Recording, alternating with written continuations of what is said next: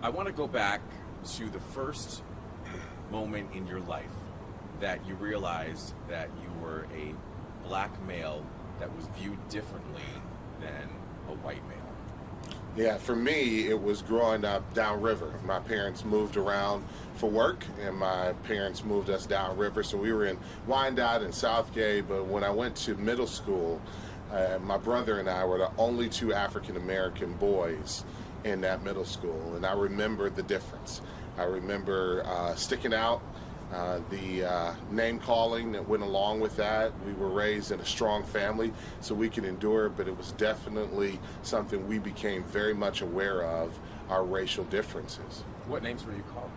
A lot of names that probably wouldn't be good to share, but as a young man, they stood out. You've been called the N-word? Yeah, for sure. Wow. When did you realize? Well, I started off in Hamtramck, and then I moved to Detroit. And once I moved to Detroit, the neighborhood I moved in, Joy Road and Evergreen, was kind of more white people's in.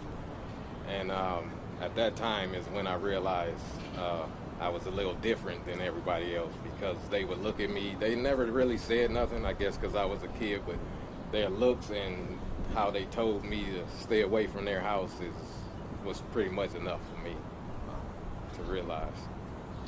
I was about 17, 18 years old, just got a license, and I've heard about different areas that you should kind of be cautious in driving in, but it was one particular day that I knew that I was, doing the flow of traffic with everyone else, and I saw a police car pass me, and I looked out the rear view and I saw him do a complete U-turn in the middle of the road, and he pulled me over eventually, and I think that was probably like the first time I ever experienced fear with not knowing what was going to happen, and thinking that maybe this had happened because I was profiled. When you heard about George Floyd, how did it make you feel? Yeah, I think like the rest of the country, I was absolutely taken aback. I was devastated. You want me to start over? No, okay. Yeah, I think like the rest of the country, I was absolutely devastated when I heard about what happened. When I saw the video, it's one of those things you can't unsee. And I think as a African-American man, you look at that and you realize that not only is this a tragedy, but this could have been me. It could have been easily me, based off of the history of interaction between law enforcement and the black community. And so my heart was devastated watching him crying out for his life, begging for mercy, only to be ignored. And you said it could have been me. So what are some things that you have found in your life as a black man that you've been either taught by your parents or that you've learned by seeing stories like George Floyd that you have to do differently in the way that you approach different scenarios in life? Yeah, I think for me, it's just realizing that the assumption of guilt is often there, that the profile that I fit just by way of my ethnicity, by way of my skin color, often causes there to be an assumption of guilt. And so you have to go the extra mile of politeness, the extra mile of trying to come across as docile as possible, as not to awaken any type of sense of aggressiveness or fears of being combative. And it's tough to kind of live in that sense of, man, at any given moment I could be misunderstood, and if I'm misunderstood, then the assumption of innocence oftentimes is not on your side. How does that make you feel, Herb? Would you agree? I would agree with that. Yeah, I think that, to Chris's point, you have to do more as a black male in particular to,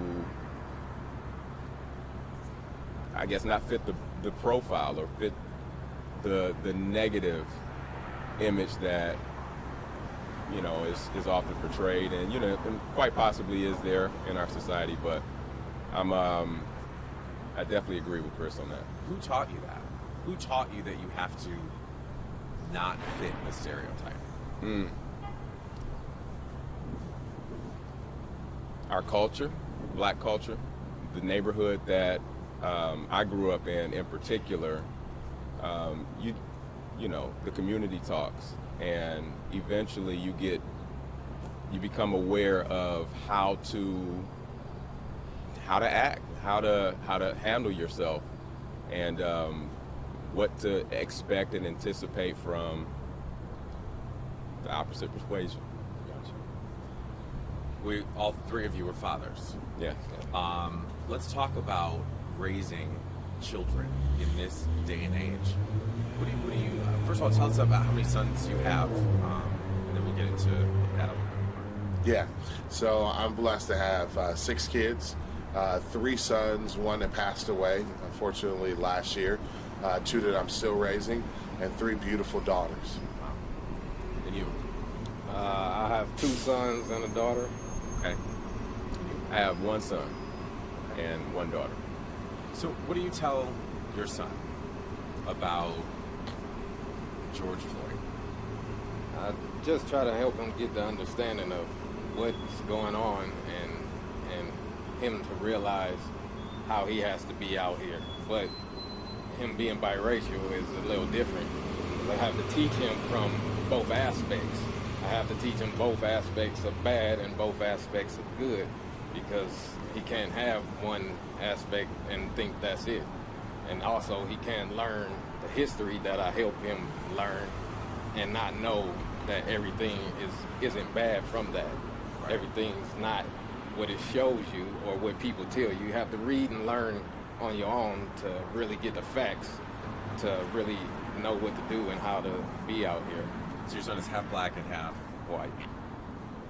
Your experience growing up as a black male, and as we've all talked about, how you have to downplay certain stereotypes so you don't come off as threatening or... You almost have to feel like you're at their mercy while they're dealing with you, so they don't try anything else, because you'll never know. You never know what they're going to do, what they're thinking, so you just be polite, as he said, and do whatever they say. How old is your son? One's 19 and one's 12. So how do you know what your experience is, what you've learned about how you should be so that you don't end up in trouble or dead? How do you teach your son what he needs to learn to survive in this country, knowing that he's biracial? You got to first teach him to have an open mind and have a wide paradigm. He's got to go at life as if it's not racism, but in the back of his mind, he has to know it is, because he can be profiled just because of me. He doesn't look like he's black. He doesn't really look like he's white either, but they would know that someone's black, that his parents are. So at that aspect, he has to look at things very wide and not focus on one thing, one part of this is bad, one part of this is good. It's good and bad from both of them. So you just got to have the open mind and learn the facts about what's going on and go on with that life like that. Herb, what have you taught your son about your experience as a black male, but also what he needs to know? So, my son is 12. He still has his innocence, and although I have had experiences that have, traumatized me, I still try to approach teaching him about that in a very balanced way. Getting him to understand that there are people who make certain choices. They will make certain choices about you, depending on how they feel, how they were brought up. But the important thing, I feel, is to understand that you treat people with respect, and sometimes bad things will happen. People will make choices that negatively affect you, but maintain your sense of who you are. Are you at all concerned when your sons are out in public by themselves? Yeah, I got younger sons, so my oldest son that I'm raising now is 9, and then my second oldest is 6 now. And I worry about, when does their cuteness wear off? You know, when they're young, they're seen by the world as cute. But as they mature into teenagers and older, I wonder how that will change, how their image will change in the way that the world looks at them. And so that does concern me. Right now, I'm with them just about everywhere they go, and I try to model for them how to respect all people, like Herb referenced.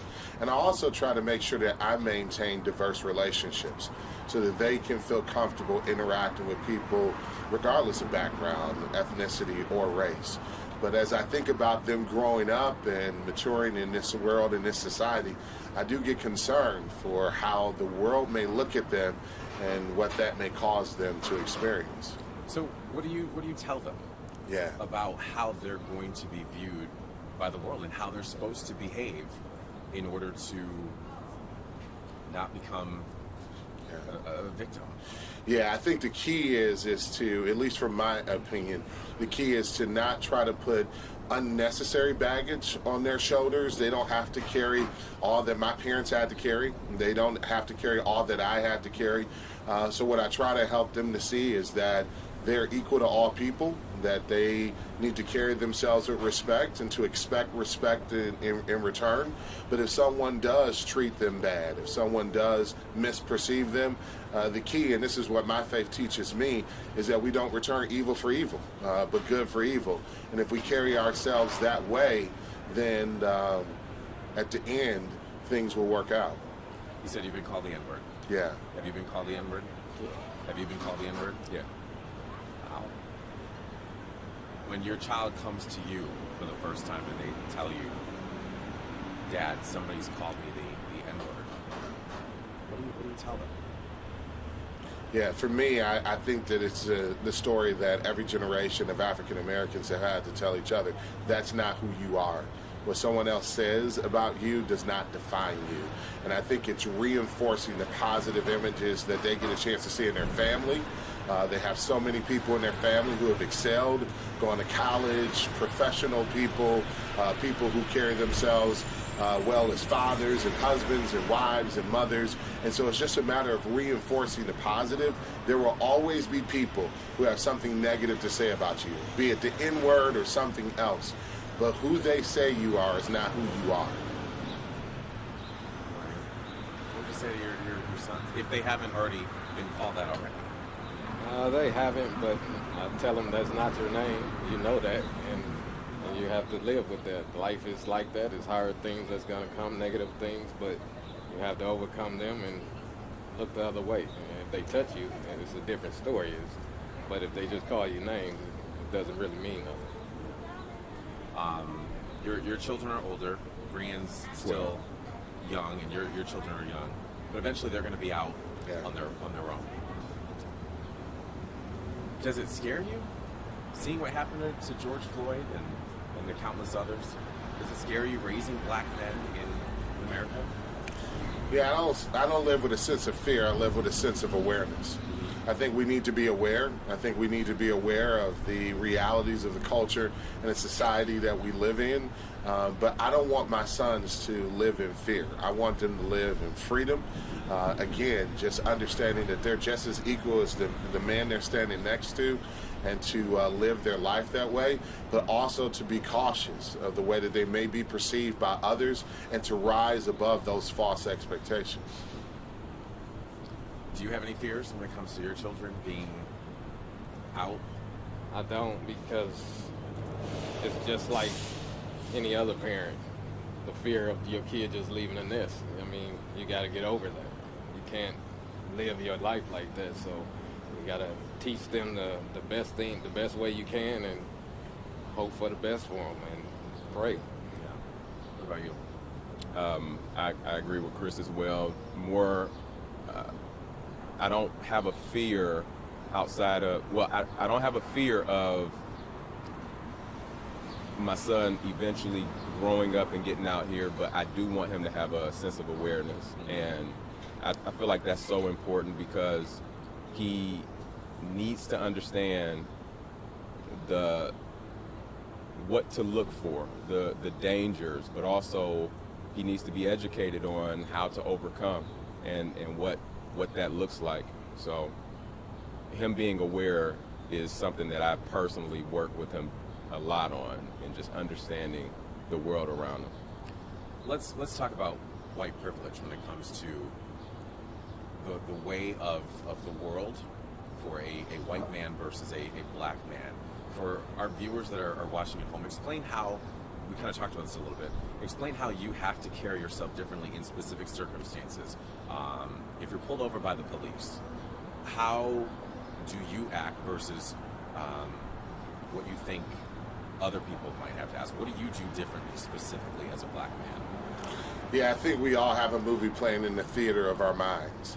And I recognize that when I'm pulled over, that police officer has seen a lot of images, just like I've seen a lot of images. And he has some stereotypes of me, just like I may have some stereotypes of him from law enforcement. And so I try to be mindful that we both have narratives going on in our minds. And unfortunately, the narrative in this country concerning African American males in particular is this hyper-criminalization, that somehow we are more prone to misbehavior. And so what I try to do when I'm interacting with law enforcement, or really in society as a whole, is try to debunk that. But sometimes there is a weight that comes along with that, where you feel like you have to overperform in your politeness, in your niceness, in the way that you interact with people. I think black men have the same range of emotions as our white counterparts, but oftentimes we got to limit the expression of those emotions, in particular in public, because we can reinforce stereotypes that can actually be combative towards who we are as individuals. Is that fair?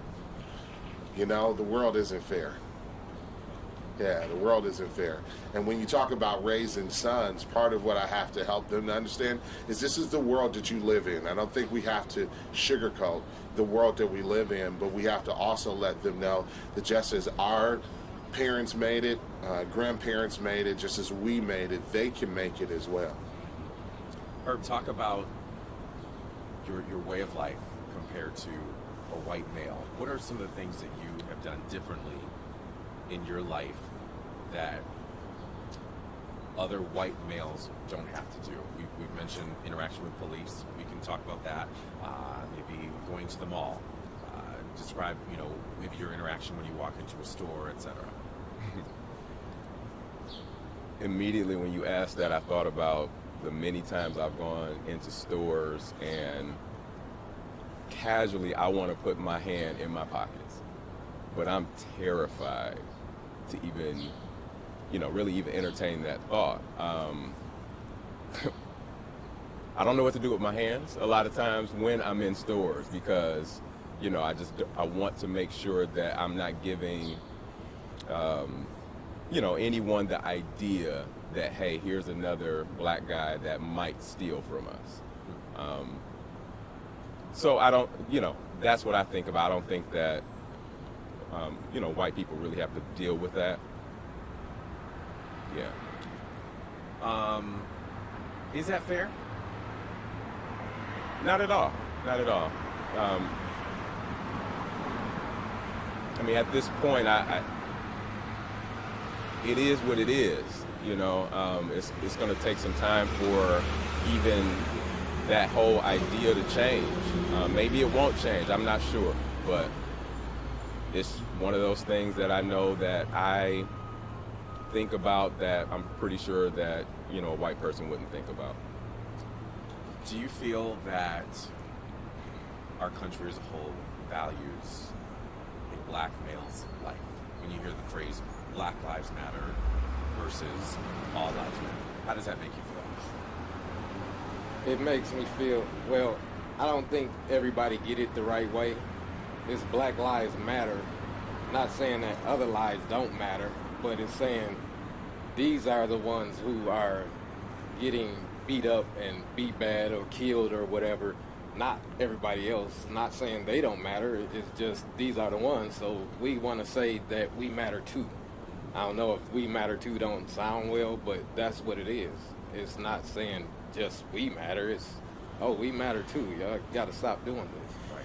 And your children are driving age? One, yeah, two of them. Okay, and being that they're biracial, what have you told them about their interaction with police?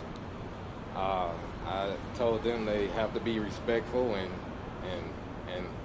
listen to what he's saying.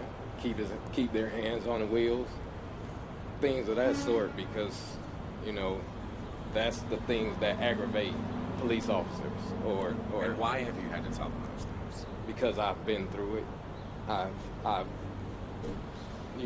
go to get my ID or something, and they telling me quit moving, pulling their gun or whatever. It's a lot of stuff. When the white man may argue with the cop. I mean, that's freedom of speech. You're supposed to have that, but when we exercise that, it's like you can't do that. You can't say what I'm pulling you over for, or this, that, and the other. Just give me your license and registration, and you better have insurance. That's what I get out of it. And how does that make you feel? Knowing that it's different for you as a black male, but for a white male, you don't believe that it's the same. It's tough. In one aspect, it's tough, and you wonder if it's ever going to stop. But in another aspect, the things like that and the things you go on in a workplace or whatnot, it makes you work harder, makes you be a better person, makes you strive for more. So, I mean, having things against you when they kill is terrible. But it's against you, and you just got to overcome it. And that's what I teach my kids. You got to overcome everything until you die. That's what life is. Pastor Chris, you had said that the world is not fair. How do you look at a situation like Dylan Ruff, who was the white church shooter, predominantly black church, an AME church, and then you look at George Floyd, who was, somehow involved in a $20 bill situation that ended up losing his life. Dylan Ruff didn't lose his life. How does that make you feel as a parent, seeing those scenes replay over and over again as you prepare to teach your youngest children about that? And I'm assuming that you've had that conversation with your son who passed as well. Yeah, I think that it's important for us to understand, having lived myself in black communities, predominantly black communities, having lived in predominantly white communities, I think that the outcry of this moment is that those who are in communities of color simply want to be policed the same way as those who are in white communities. And that's what we're striving for. I don't think anyone is arguing that those who break the law shouldn't be arrested, shouldn't have due process, shouldn't have to go through the whole legal process that our white counterparts would have to go through. But it's the presumption of guilt, and it's the small margin for error that black males often live up under, that pressure, that there's very little margin for misunderstanding, and there is a presumption often of guilt, and it shows up in everything from the way that the police encounters often go to sentencing for the same crimes. And so, when you look at a Dylan Roof and the way that he was treated after committing such a heinous crime, being able to be treated, not only getting to the jailhouse safely, but they stopped and picked him up food on the way to the jailhouse. Versus a George Floyd, by all accounts, what he would have done was a petty crime, a crime of poverty at best, to now not be here, to have lost his life. I think what we should be striving for, black and white together, is for policing to be equal across all communities. Herb, I was on the phone with you, and you heard the panic in my voice when I heard sirens just yesterday, the day before. When you see that you're being pulled over, if you have, I'm not saying, but when you hear the sirens, what feeling do you get? Now knowing everything that's happened, and we're watching black men lose their lives at the hands of police and law enforcement, what type of feeling do you get?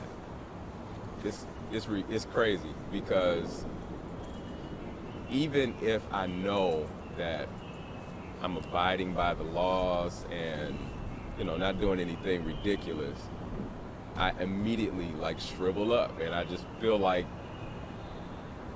what did I do? But it's fear, it's concern that even if I didn't do anything wrong, something can be said that I did something wrong. And it's their word against mine. So, as a father, then, knowing that your child eventually might be in that similar type of situation, what do you do? Well, I teach my son about taking responsibility for the things that he has done, and really understanding that there's a cause and effect.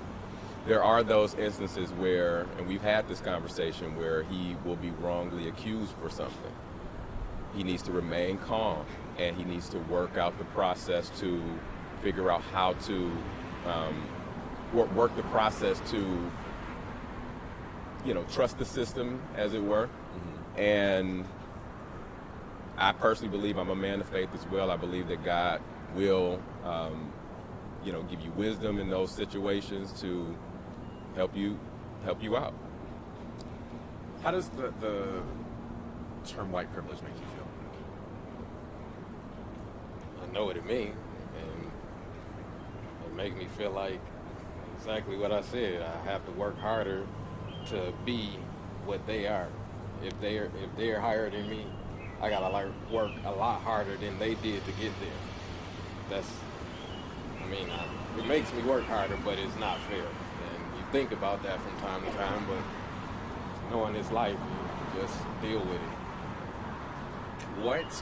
When it comes to the topic of racism, what has surprised you when it comes to discussing it with your biracial children? If anything. And nothing surprised me. It's just things I tell them of the reasons it won't go away. We have leaders that are racist, and sheriffs and cops that are racist. And with it being at the top, it just trickles down. Because you don't have to tell somebody, or a kid, for instance, you don't have to tell a kid to be racist. If they see you being racist or act like that, they only know you. They're sponges. They take from you. And that's just one thing that I try to show him and not teach him that that's the right way. Do any of you have a fear of law enforcement, given what's happened and has continued to happen? Do you have a fear of law enforcement? I wouldn't describe it as a fear of law enforcement. Honestly, the vast majority of law enforcement agents that I know do their job well. They have a very complex job, and we respect that. I think that listening to what Herb said, though, is that there, oftentimes subconsciously, there is the reality of the encounter. It's really the encounter. Like Herb described, when those sirens go off behind you, even if you look at your speedometer and say, man, I'm doing the speed limit, can't think of any infraction that I've broken, there is this rising sense of emotion inside of you that probably is fear that exists there of how this encounter can go, and realizing your helplessness in that. Have you ever felt that you could be the next George Floyd? Yeah, I think that we have to acknowledge what happened to George Floyd. The reason why there's such a national outcry is that it's not the norm. So I don't want to make what happened to George Floyd seem the norm, but I do think that we all live with the sense that we could be the next person that was misunderstood in a police encounter, and hopefully it doesn't resort into something as extreme as what happened to George Floyd, but it could resort into being wrongfully detained. It could resort into a tense moment that could go negative, all because of a misunderstanding, and again, the theater of our minds and what the messages that we're being sent about one another. So our parents are going to be watching. They're raising young black men. Yeah. What parenting advice do you have for them so that they can feel comfortable when their child drives their car and gets pulled over by police? What advice do you have for them so that they don't feel the harsh effects of racism, so they don't have to sit here and remember the exact place they were and date and time when they were called the N-word? What advice do you have for parents? Yeah, just a couple of things. I think that as a dad, what I'm trying to do is to make sure that I have diverse relationships in my own life so that my kids can have that point of reference, that every person they encounter won't be what they see on TV right now. Secondly, I try to make sure that my kids' first encounter with law enforcement isn't when they're pulled over. To try to introduce them to the law enforcement people that I know so that they can get comfortable understanding that authority that's there. And then finally, emotional control.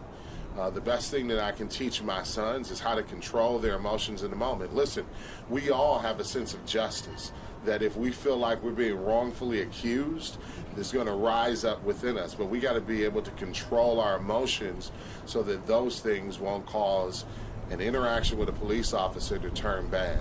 Yeah. Or what advice do you have for parents that have been watching as well when it comes to raising a young black man during the times that we're in right now and have been for quite some time?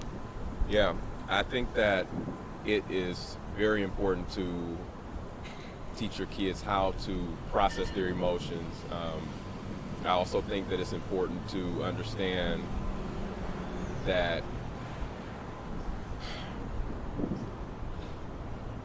it's inevitable that a situation will occur that your son or daughter is going to face some kind of injustice.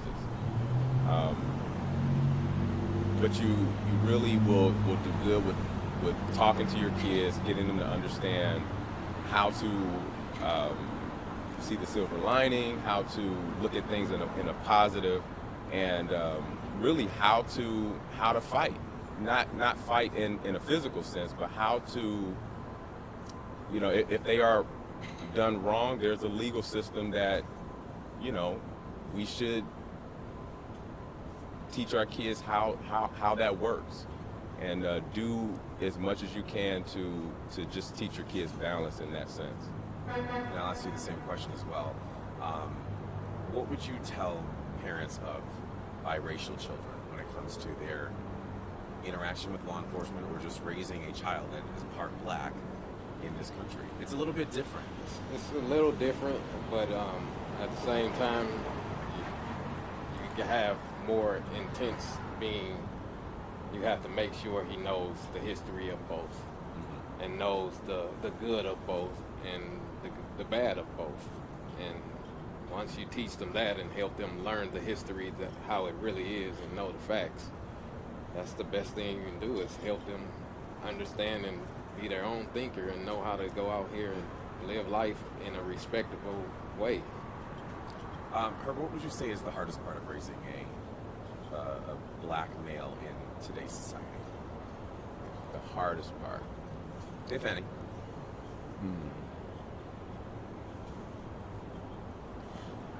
I would say just help. The hardest part is to get him to just see that people are different. We will, we come from different walks, different communities. I would love if my son could maintain that childlike element about him that sees everybody as friends, as neighbors, and while teaching him that there are some neighbors and some people that will treat you differently. So, I don't know, trying to navigate that is difficult. And he's 12. Yeah. Have you gotten to that point yet with your sons, trying to explain to them that people will look at them differently? Some people, not all people, obviously. Yeah, because they're growing up right now in a community in which they're ethnic minority. They're growing up in a community in which their difference will be known. And so I've tried to help them to understand that people may see them differently, but again, reinforcing the positive as much as possible, trying to drive home the fact that God made them unique and God made them beautiful, and when they encounter those negative opinions of themselves to be reminded of who they are. But also letting them know that there are going to be those moments where they will enter into spaces and they will feel the difference, they will notice the difference. And that's, to me, that probably is the toughest thing about being a father raising black boys, is to recognize that they're going to step into spaces in which, just because of who they are, they will feel the difference. They will feel the looks, the stares, the opinions, but encouraging them to rise above that. Do you have hope that being a black male in 2020 and beyond for your sons will be different than being a black male was for you or any of the black males that we've lost at the hands of racism or police brutality? And if you do have hope, explain why. Yeah, I have tremendous hope. First off, because of my relationship with Christ. That gives me hope, my faith. But I also have hope because of the history of this country. Whenever we have had conversations like this, hard, tough conversations about the brokenness of our structures and our systems, we've improved those systems. I think it's when we have silence around areas of discrimination, disparity, or injustice that it perpetuates itself. So I know right now is a tough moment for our country, tough moment for cities all over our country, but it's an important moment because now we're having conversations across ethnic lines, across racial lines, across generational lines about some real structural, institutional issues that can be changed. And my prayer is that they will be changed, and the type of interactions my sons will have, my daughters will be different than what I've had and different than what my parents had. And if we keep having these tough conversations, I think we can get there. Okay. Do you have hope that things will be different for your children? Yes, I do. I have hope because the community I live in, I don't see no racism. I'm not saying it's not there. I don't see none. Neither of them have come home from school and told me that any racism type of things has happened at school. Until I see the news, I really don't see racism. In my home is obviously no racism and they don't think that way, they don't know that way, they just see people as people until we see the news, and then we know, oh, it's still here. And we have some work to do, but I do have hope. Do you have hope? Yes, I do have hope that things can change and get better. Why do you have that hope? I think it's just in our nature as human beings to make progress. And if you settle or if you don't grow, I think you die. So I just feel like as a human race, we have a pool naturally to just progress and make change. Anything else that you guys want to add just about raising black men or biracial men in America, given the current state of our country?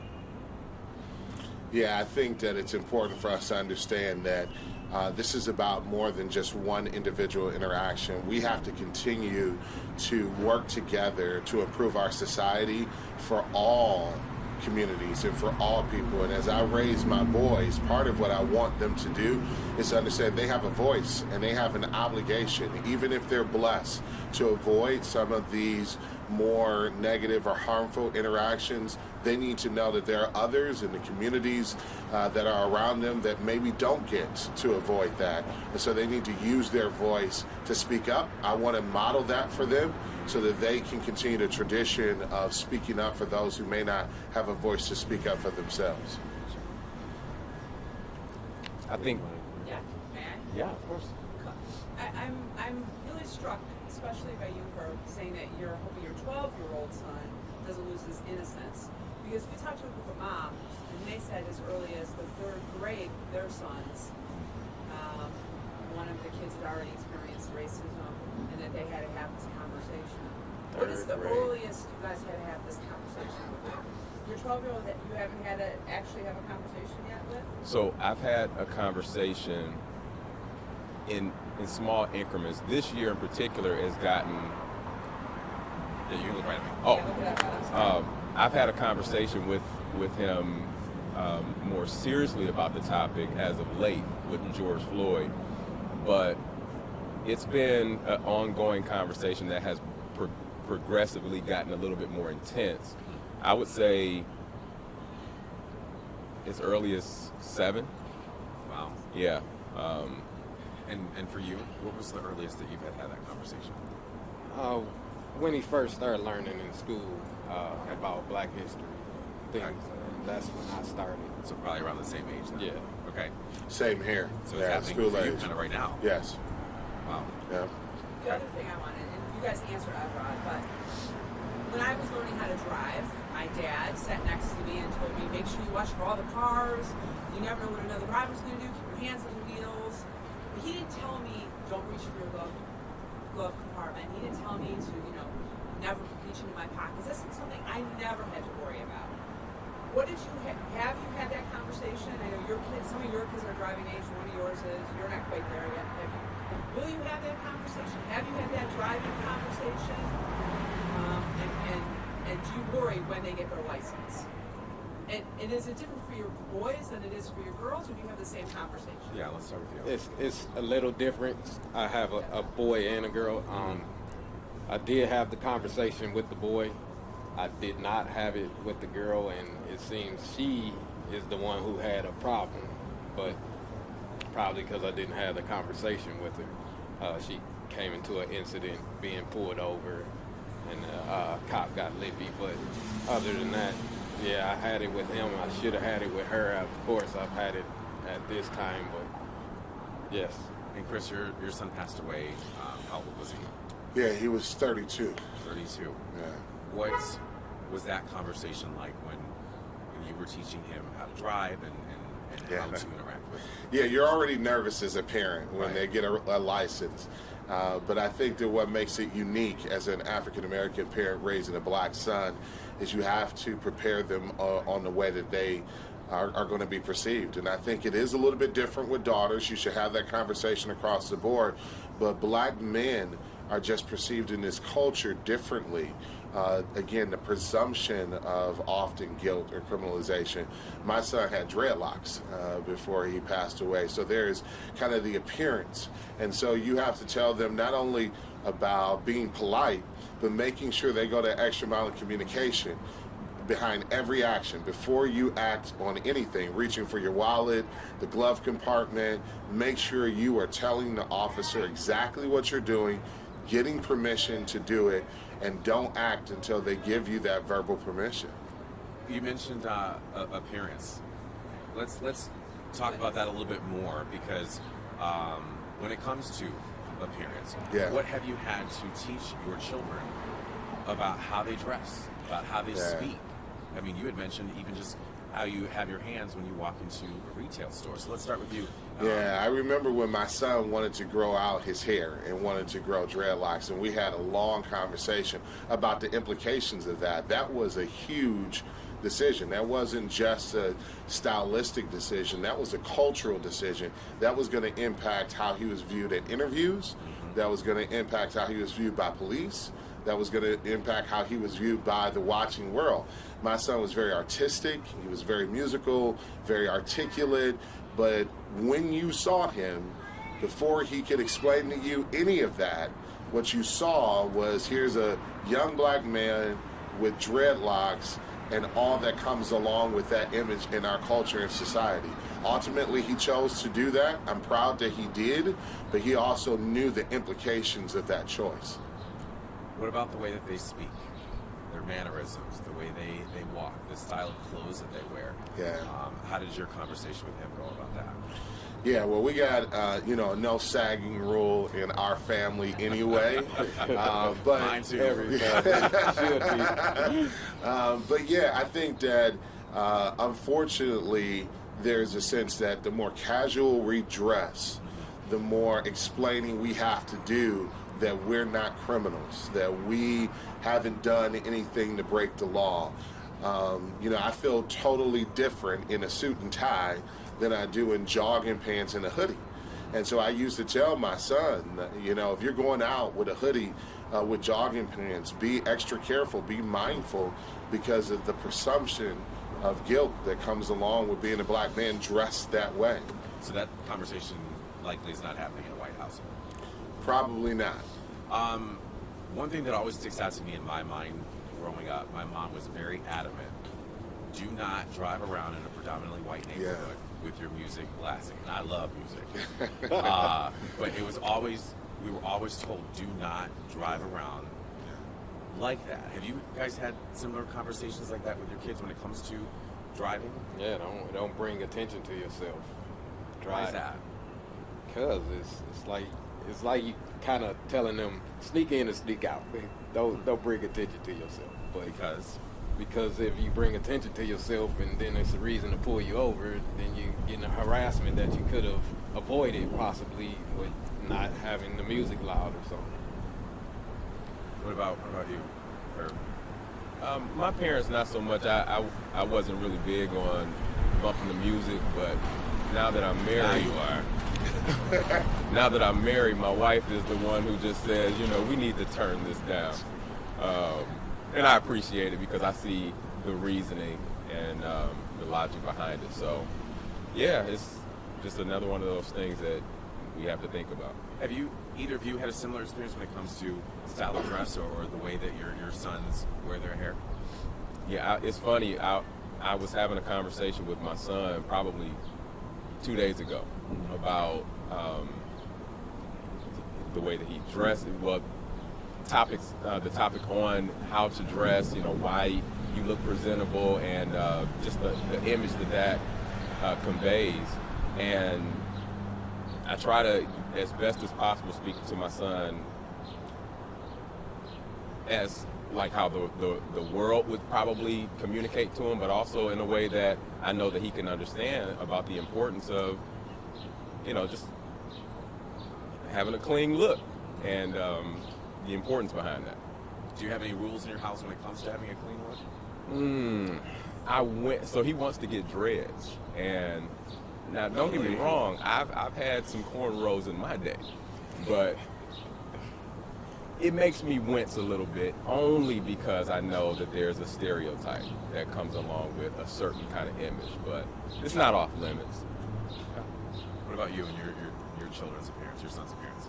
It's pretty much let them do what they want. Don't judge. I teach them not to judge a book by its cover, and if I told them don't do something, they would tell me I'm going against what I said. But I did have an incident where at one time one of them wanted to get a mohawk when he was in elementary. Mm-hmm. And the principal came to me like, I don't want him to get a mohawk. He should cut it off, or I let him get it. He should cut it off because all the kids with mohawks in school are causing trouble. He didn't cut it off, but once he got to middle school and started playing football, they let him wear his hair like he wanted and never said nothing. He never wanted to cut it out. So my son is biracial as well, and there was a point where we were very adamant about the school district and the school that we put him in. We wanted to make sure that he was around a number of kids that looked like him but also didn't look like him. Diverse, yes. And there was a period of time, for a long time, that he was coming home, and before we went out anywhere or before he went to school, he wanted my wife to straighten his hair. Every single day, he wanted his hair straight. He didn't like his curly hair at all. And it was heartbreaking to me as a father, because we think that he's beautiful, the way that he is. Have you had any experiences with your children when they were young or even now where they're trying to figure out their identity and where they fit in? Not really. No. He kind of just fit in. Well, the older one, yeah. He was trying to fit in, and he would more or less be with the older kids than his kids, his peers in his grade. But other than that, not really. Okay. A little bit general. Yeah, there's this myth of the absent African-American father, and I'm just really proud to be in my son's lives. And I take huge pride in that, and I'm grateful that I'm around African-American dads, black dads, who are heavily involved in their sons' lives. The truth of the matter is the vast majority of black fathers that I know are passionate about raising their children, being a positive figure in their lives. And so hopefully we get a chance to debunk that myth. And my sons hopefully will follow my example and be passionate about being involved in their children's lives as well. You're in your children's lives, obviously. How do you feel about that myth? I don't like it, but in some cases it's true. And it's like a gift to me, though. My kids are a gift. It's fun every day that I'm with them, and I look forward to every day to being with them and doing things with them, helping them get stronger and become strong gentlemen in this world. And obviously you're in your son's life, your father's in your life. How do you feel about that myth? That stereotype, I should say. So the myth being, can you repeat the myth? Being that black fathers are absentee fathers. How do you feel about that stereotype? I just know that that's not my experience, and my dad has been involved in my life, and I just feel like it's natural for me to be in my son's life and to be, I think the term is helicopter parent or something like that. I don't know. I think I'm that. I'm at his schools, I'm at the sporting events, I'm at, musical functions. It's just a natural part of me parenting. I didn't have a father, and that's, other than it being fun and I'm in love with my kids, that I know I would have been a lot stronger, a lot better in what I do if I had that father figure. And knowing that is what also helps me stay there and make them be what they're going to be, whatever it is they want to be. Anything else that either of you want to add? No? Just another thought that I had.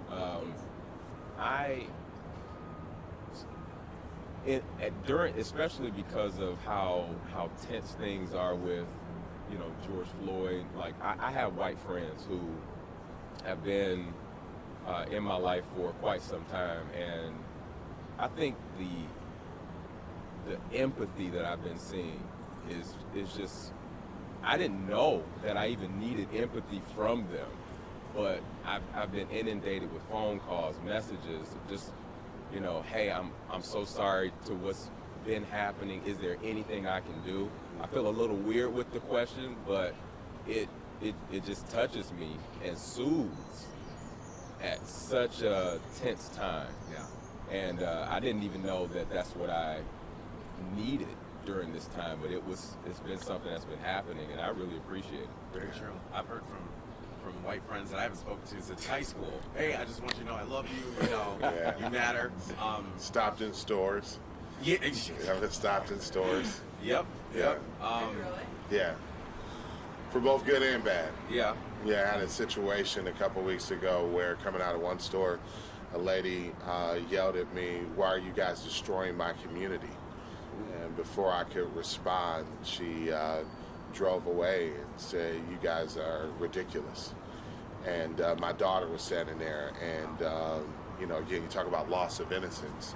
You can kind of see, Dad, why is she yelling at you for that?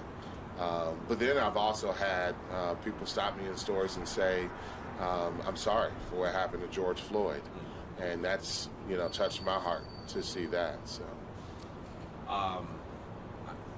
I would venture out to say that we've always felt like our lives matter. Yeah.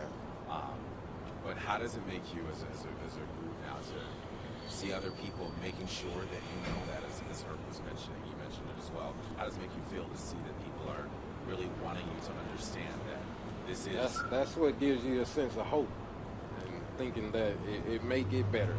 I don't know if I'm alive when it get better, but I hope I am. Thank you guys very much.